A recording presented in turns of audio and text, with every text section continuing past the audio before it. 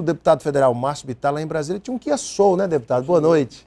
Tudo bem? Tem um Kia Soul. Bom carro, né, deputado? Excelente, gosto muito.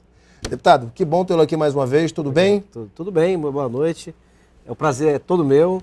Você sabe a satisfação que eu tenho de vir aqui ao seu programa e poder mais uma vez agradecer, porque eu sei que vou desfrutar de novo de uma audiência imensa que você possui, graças a um trabalho de muita capacidade, de muito tempo que você vem fazendo, e a TV Gazeta. Eu sei que através desse programa eu vou poder me comunicar com milhares de acreanos por todo o canto do estado e por isso eu te agradeço de novo. Deputado, a mesa diretora da Câmara cortou super salários de 1.370 funcionários públicos federais que recebiam acima do teto constitucional, os R$28 mil. Inclusive, o senhor chamou a atenção de ministros do Tribunal de Contas da União que ainda recebem. Tem ministro que recebe R$50 mil, entre pagamentos, entre benefícios, gratificações, incorporações e etc. O que representa para o Brasil algumas atitudes como essas, de corte de salários, enfim, atitudes moralizadoras que tanto a opinião pública tem cobrado do parlamento brasileiro? O que realmente isso significa? Que recado a Câmara está dando? Alan, a minha atuação política, pessoal, ela é marcada pela busca do aperfeiçoamento democrático. Então, por exemplo, quando eu apresentei aqui na Assembleia Legislativa o projeto que acabou com o voto secreto, coisa que o Congresso está tentando até agora, e nós vamos conseguir, mas até agora ainda não conseguimos. Aqui no Acre, em 1999, projeto de minha autoria, primeira Assembleia do Brasil, acabamos com o voto secreto. Quando eu vou para a Câmara como deputado federal, fui eu que propus uma regra que o Aécio Neves adotou, na época o primeiro secretário da Câmara era Severino Cavalcante, adotaram de sortear o gabinete que ficava vago, porque o parlamentar que pedia uma eleição, ele negociava o gabinete com quem entrava, e isso virava e mexia, tinha algumas coisas envolvendo escândalos nessa... Uma imoralidade. Uma imoralidade. Então, enfim, a minha atuação vem sendo marcada pela luta para aperfeiçoar a democracia, transparência, para poder aumentar a credibilidade. Eu tive o privilégio, Alan, de me eleger com o Henrique Eduardo Alves, primeiro secretário da Câmara Federal.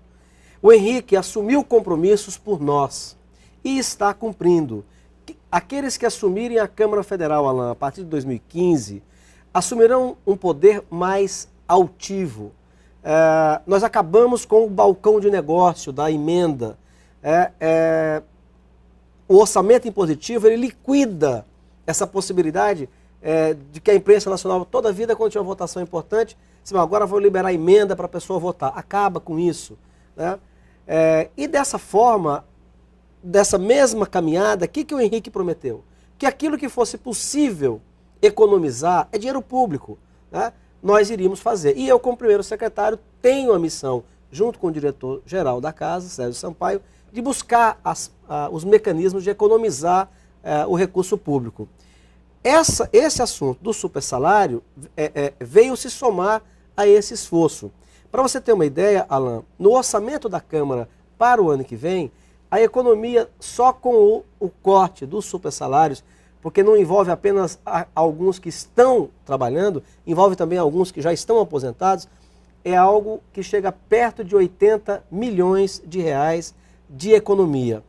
O orçamento que a Câmara tem hoje, Alan, é de mais de 5 bilhões de reais. O orçamento nominal que nós vamos ter para o ano que vem, ele está caindo. E se você levar em conta o orçamento que era previsto para o ano de 2014, a queda é de mais de 330 milhões de reais, dos quais 80 milhões é só resultado do corte dos supersalários. De onde é que vem a economia desses outros 250 milhões de reais?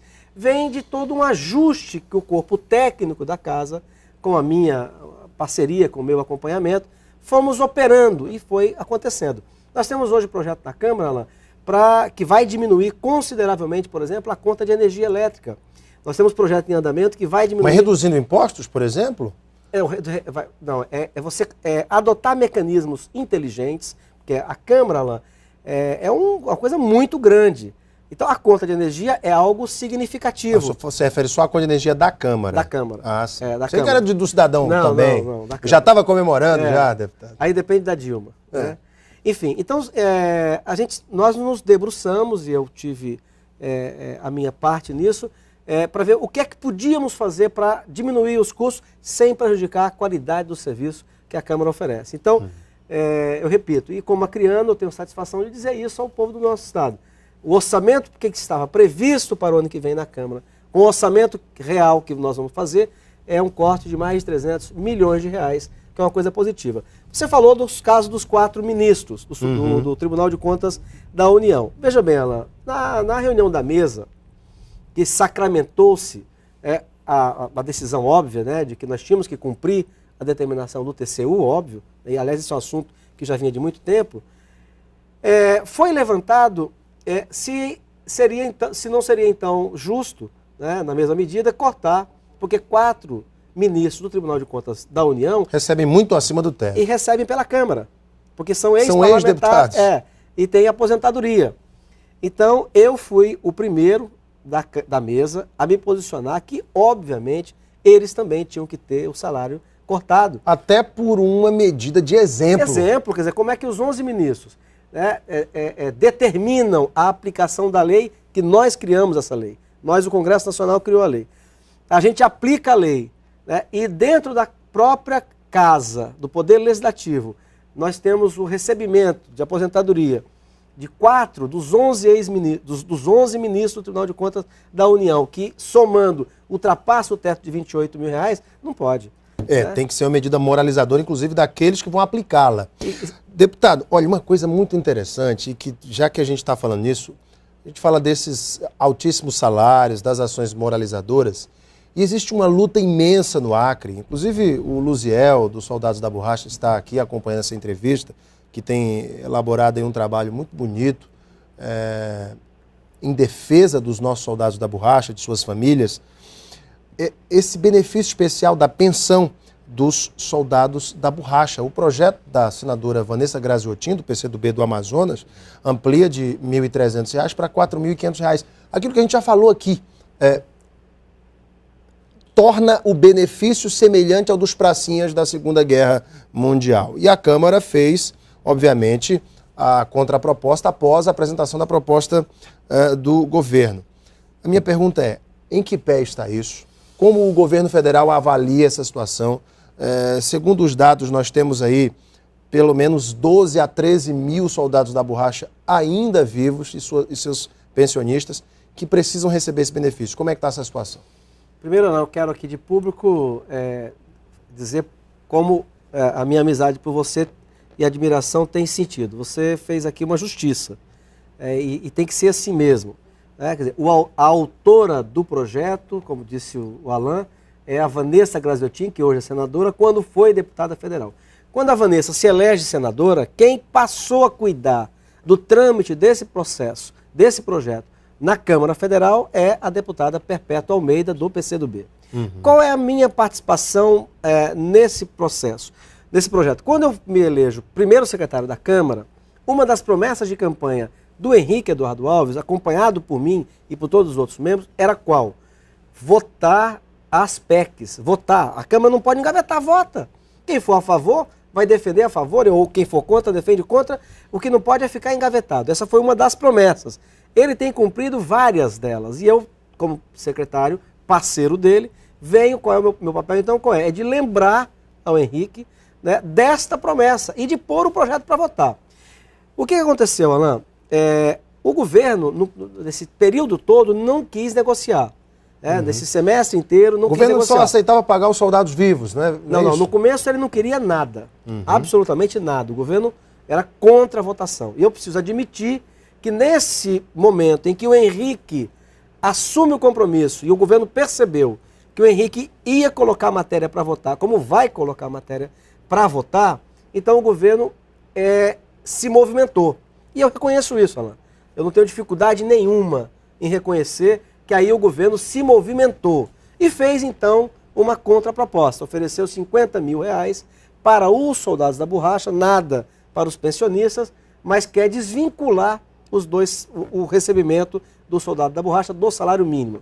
50 mil reais a título de indenização? De indenização. Para cada um deles? Para cada um deles. A reunião que eu não pude participar com a Ideli Salvati, onde estavam além da Perpétua, Flaviano Melo, Gladson Cameli, enfim, a bancada toda abraça essa causa, avançou para que fosse dado 25 mil para todos, esses 12 mil e poucos soldados da borracha e pensionistas. O que é que eu penso a esse respeito, Alain? Eu acho que o governo que não queria negociar, o governo simplesmente não queria votar a matéria. Exato, não tinha interesse nela. O que é uma maldade, Alain? Porque tem homens de 80 e tantos, 90 e tantos anos. Eles estão acabando. Né? O Luziel, como você citou, que é um agente social e que preside o sindicato, organiza essa luta e que fala para mim constantemente do drama que as pessoas vivem, porque estão morrendo. Quer dizer, o ano passado, há pouco tempo, eram 20 mil, passou para 18, para 16, hoje são 12 mil. Se demorar muito tempo, não tem mais soldado da borracha para receber. Às vezes eu recebo na minha fanpage pessoas dizendo, mas tem meu pai, meu avô cortou e não está na lista e tal. Eu acho que deva ter algumas pessoas que mereciam estar e que não estão, mas esses 12 mil precisam receber. Então qual é a minha opinião, Alain? Nós não temos como não aceitar esse recurso do governo a título de indenização. Seria 25 mil para cada um deles, para todo mundo. Para todo mundo. E o salário permaneceria o mesmo. Agora aí que nós vamos travar uma luta no plenário, porque feito o acordo, o líder do governo, Arlindo Quinalha, do PT, ele então patrocinou esse projeto, já coletamos as assinaturas suficientes e vai para a pauta, está marcado para ser votado dia 5, que é quarta-feira da semana que vem. Então qual é a nossa agora luta? É receber o abono, que é uma indenização abaixo do que eles merecem, sim. Mas alguém que tem 86 anos, Alain, 90 anos de idade... É melhor receber o mais rápido possível. Senão daqui a pouco, talvez no ano que vem, não possa receber mais. Não possa receber mais. E aí, a nossa luta é que não consigam desvincular o recebimento que eles têm hoje do salário mínimo. Por quê? Porque a médio prazo se desvincula o que significa 2 salários mínimos hoje, daqui a pouco tempo não vai significar mais 2 salários mínimos. Então, eu creio que agora é pegar algo que o governo passou a acenar depois da pressão e evitar que o soldado da borracha tenha alguma perda na desvinculação do salário mínimo. Agora, 25 mil reais pode não ser muito para muitas pessoas, para quem é deputado federal, por exemplo, você vive sem isso, mas imagina um homem que tem 96 anos de vida. Quer dizer, qual é o horizonte, qual é a perspectiva de futuro dele? Então, eu acho que a gente tem que aceitar esses 25 mil para todo mundo e, ao mesmo tempo, a luta agora no plenário vai ser para que continue sendo vinculado ao salário mínimo aquilo que eles recebem por mês. Vou dar paradinha para o intervalo e, na volta, vamos falar de outros temas, como violência e também vamos falar de eleições. É daqui a pouco, logo após o intervalo. Até já.